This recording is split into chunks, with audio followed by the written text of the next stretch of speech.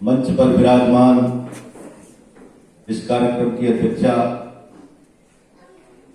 Doctor Vibha Pandey ji, अभी हम सब जिनका विचार सुन रहे थे, अनुभव कथन सुन रहे थे, लंबे समय तक इस क्षेत्र में सामाजिक काम से जुड़े वरिष्ठ पत्रकार डॉक्टर नरेंद्र नीरव जी,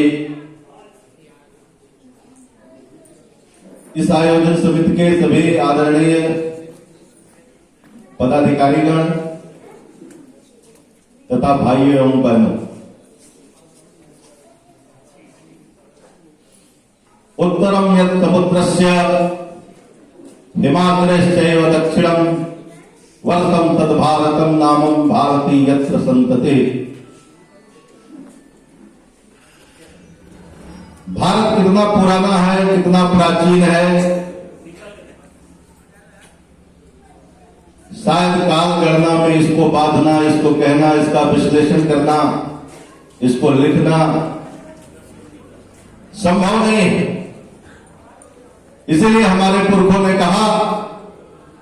यह एक सनातन राष्ट्र है और इसकी एक बहुत विशद व्याख्या अलग अलग ग्रंथों में मिलती है।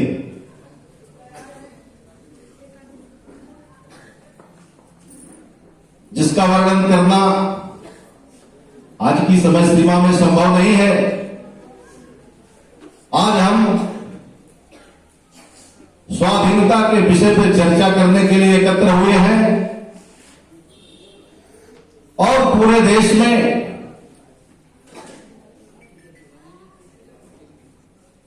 चारों तरफ केवल स्वाधीनता की ही चर्चा चल रही है। जब हम स्वाधीनता की बात करते हैं तो ध्यान में आता है कि कभी हम पराधीन रहे होंगे।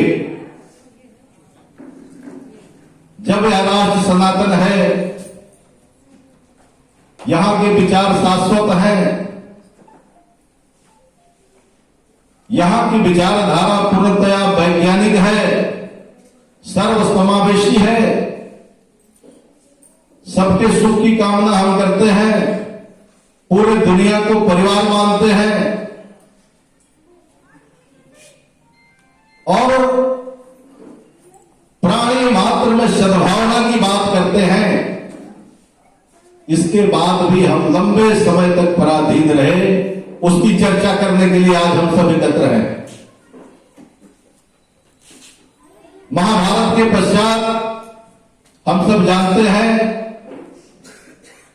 कि महाराज युधिष्ठिर के राज्य की सीमा जितनी बड़ी थी, उसके पश्चात केवल 3 राजवंश इस भारत में ऐसे रहे जिनके पास इतना बड़ा भूभाग रहा। उसमें महाराज विक्रमादित्य का नाम आता है, उसमें चंद्रगुप्त मौर्य का नाम आता है, उसमें मिहिरकुल का नाम आता है। उसके बाद 47 तक कोई ऐसा राजा नहीं हुआ, कोई ऐसा शासक नहीं हुआ, कोई ऐसा सम्राट नहीं हुआ जिसके पास पूरा भारत रहा हो।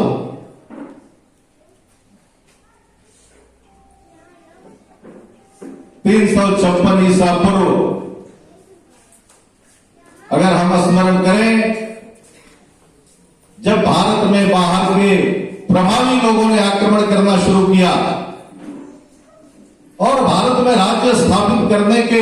लिए आक्रमण करना शुरू किया, तो ऐसे 10-12 राजवंशों के नाम आते हैं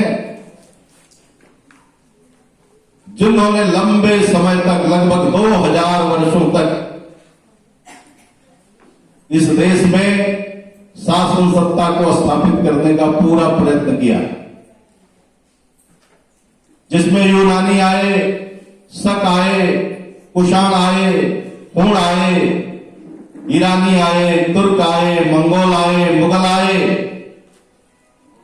डच आए, फ्रांसीसी आए, पुर्तगाली आए, अंत में अंग्रेज आए। भारत के स्वतंत्रता का संघर्ष केवल 200-250 साल पुराना नहीं है। ये 356 ईसा पूर्व से लेकर 1947 तक का जो कालखंड है वो भारतीय स्वतंत्रता के संघर्ष का कालखंड है। इसलिए अगर आजादी के, स्वाधीनता के, स्वतंत्रता के अगर हम 75 वर्ष मना रहे हैं तो केवल अंग्रेजों के इतिहास पर ही विश्लेषण करने से इतिहास के साथ पूरा का पूरा अन्याय होगा। इसलिए 356 ईसा पूर्व से 47 तक की घटनाओं का हम स्मरण करें और जिन जिन बातों के कारण हम पराधीन रहे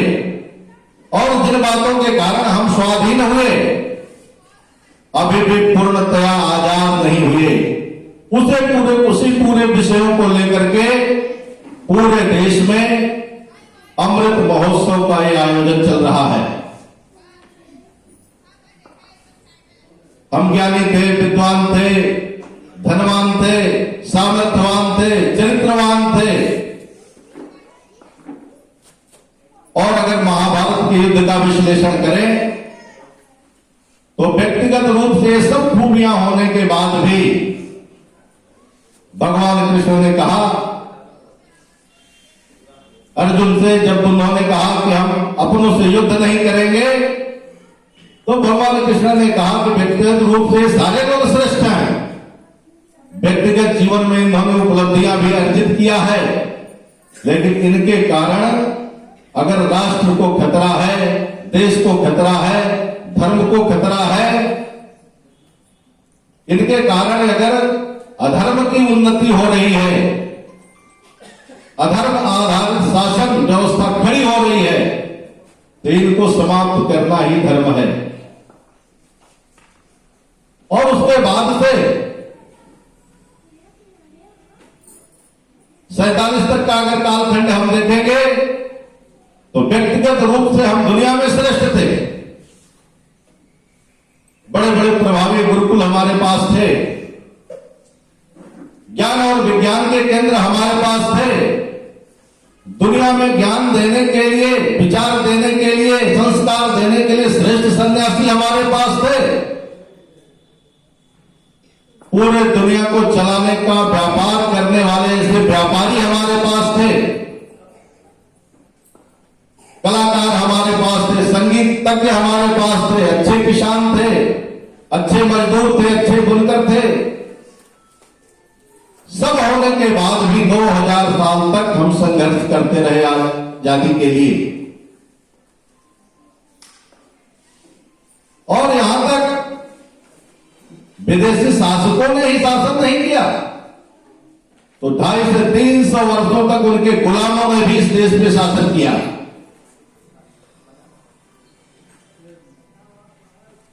कुतुबुद्दीन ऐबक से लेकर लोधी वंश तक अगर हम देखेंगे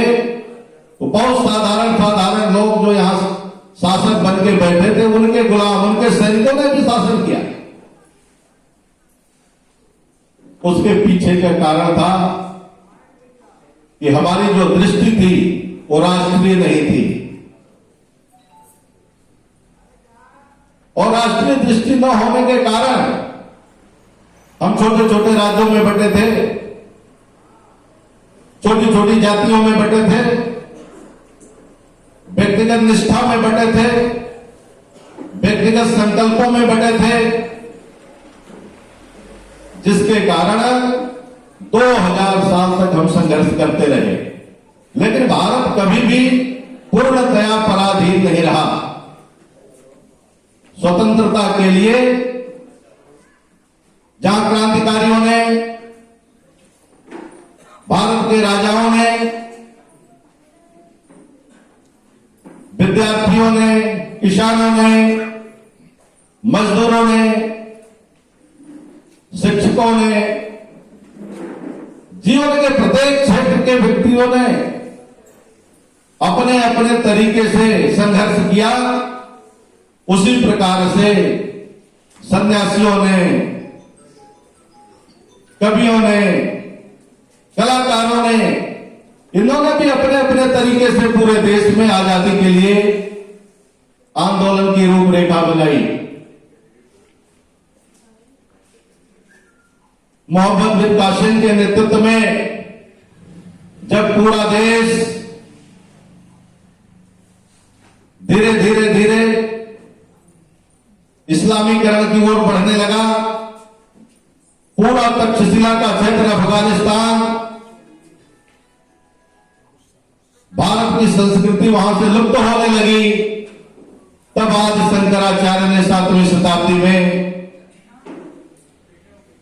सांस्कृतिक राष्ट्रवाद के धरोहर के रूप में देश के चारों कोनों को आस्था से जोड़ करके अपने तरीके से मृत प्राय समाज में एक आस्था और विश्वास उत्पन्न करने का काम किया। आजादी के आंदोलन का यह भी एक बड़ा सूत्रपात है। बाद के कालखंड में अगर हम देखेंगे तो गोस्वामी तुलसीदास ने जब भारतीय राजाओं ने अकबर के यहां रोटी बेटी के संबंध जोड़ लिए और मान लिया कि दिल्ली का शासक ही ईश्वर का प्रतिरूप है, अब हम इनके साथ रहकर ही जी सकते हैं। ऐसे में गोस्वामी तुलसीदास ने रामचरितमानस को लिख करके गांव गांव रामलीलाओं का मंचन करा करके पूरे भारत में विश्वास दिलाने का प्रयत्न किया कि हमारे तो राजा राम हैं, हम दिल्ली के शासक को राजा नहीं मानते। और रावण जैसे इतने बड़े सामर्थ्यवान व्यक्ति का अगर विनाश हो सकता है और कौन कर सकता है, तो साधारण समाज जिसको लोग मनुष्य भी नहीं मानते थे, समाज में अंतिम पंक्ति का भी नहीं मानते थे, ऐसे लोगों का संगठन करके अगर हो सकता है तो अकबर कौन सी बड़ी चीज है।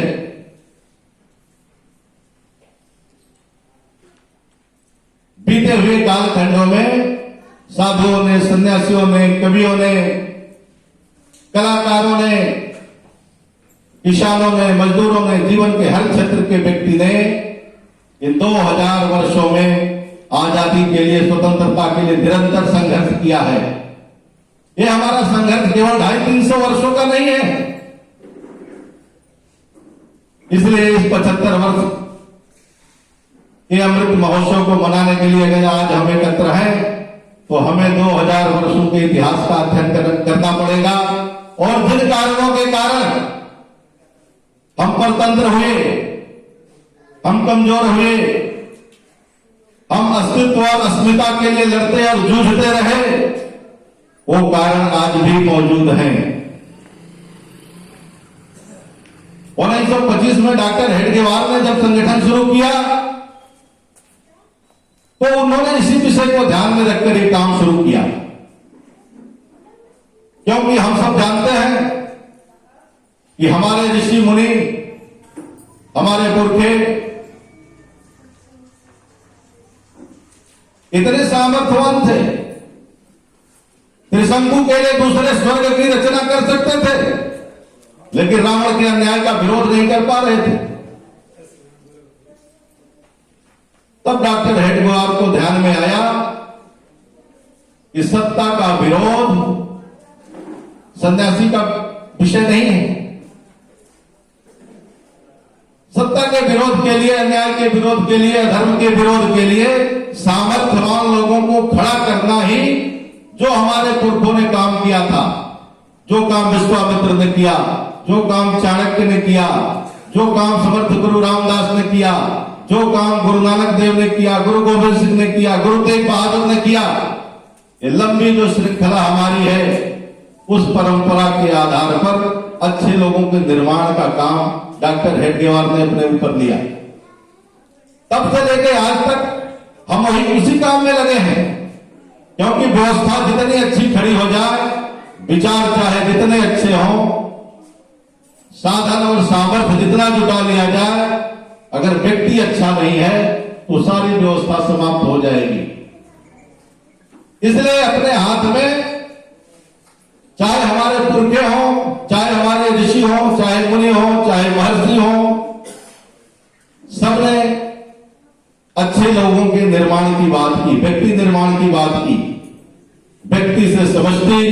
समष्टि से सृष्टि, सृष्टि से परमेष्टि का हमारा जो मंत्र है, वो सनातन काल का मंत्र है। उस मंत्र को केवल डॉक्टर हेडगेवार ने नहीं दिया है। डॉक्टर हेडगेवार ने तो उस मंत्र के आधार पर चलने का एक सूत्र दिया। इसलिए आजादी के अगर 75 वर्ष हम मना रहे हैं तो इन बातों का भी हमको ठीक प्रकार से अध्ययन करना पड़ेगा और उस आधार पर चल करके अच्छे लोगों का कलेक्शन करना, अच्छे लोगों का संग्रह करना, सज्जन शक्तियों का संग्रह करके भारत की संस्कृति, भारत की परंपरा, उसको पूरे दुनिया में स्थापित करने के लिए हमको काम करना है। इसके लिए आजादी का अमृत महोत्सव है, जिनके कारण हम पराधीन हुए, जिन कारणों के कारण आज पूरे देश में भारत के चारों तरफ अगर वैश्विक दृष्टि आप देखेंगे और भारत के अंदर अगर देखेंगे तो सारे के सारा कारण आज भी मौजूद है। इसलिए आजादी के इस 75वें वर्ष में हमें उन सब कारणों का अध्ययन करके उसके समाधान के लिए काम करना होगा। यही जिन लोगों ने इस स्वतंत्रता के लिए बलिदान दिया है उनके प्रति सच्ची श्रद्धांजलि होगी। इसलिए हम सब आइए इस आजादी के अमृत महोत्सव में 25 वर्ष बाद इसके 100 वर्ष पूरे होने वाले हैं और आज अच्छे लोगों को काम करने का हर क्षेत्र में मौका मिला है। जीवन का चाहे जो भी क्षेत्र हो, हर क्षेत्र में अच्छे विचार के लोग खड़े हो रहे हैं, चाहे वो राजनीति का क्षेत्र हो, चाहे वो सामाजिक क्षेत्र हो, चाहे धर्म का क्षेत्र हो, चाहे अध्यात्म का क्षेत्र हो, चाहे अर्थ का क्षेत्र हो। हर क्षेत्र में धीरे धीरे धीरे धीरे देश के बारे में सोचने वाले, देश के बारे में करने वाले लोग धीरे धीरे खड़े हो रहे हैं। ये भविष्य के लिए एक शुभ संकेत है। लेकिन इसके साथ साथ इस काम में बाधा बनने वाले लोग भी बड़ी मात्रा में संगठित होकर खड़े हो रहे हैं। इसलिए देश के उत्थान के लिए, देश को पुनः विश्व में प्रतिष्ठित करने के लिए और जो भारत का विचार है सर्वे भवन्तु सुखिनः सर्वे सन्तु निरामया,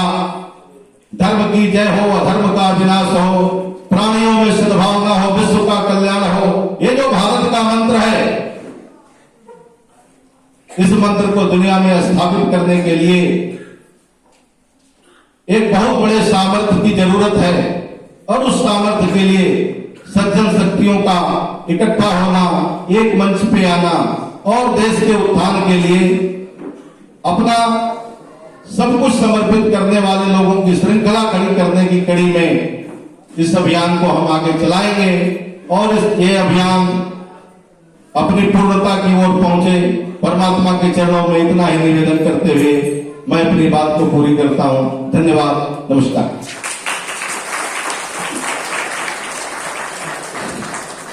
बहुत ही सारगर्भित श्रद्धेय आनंद जी ने अपनी बातें रखी और काफी कम समय में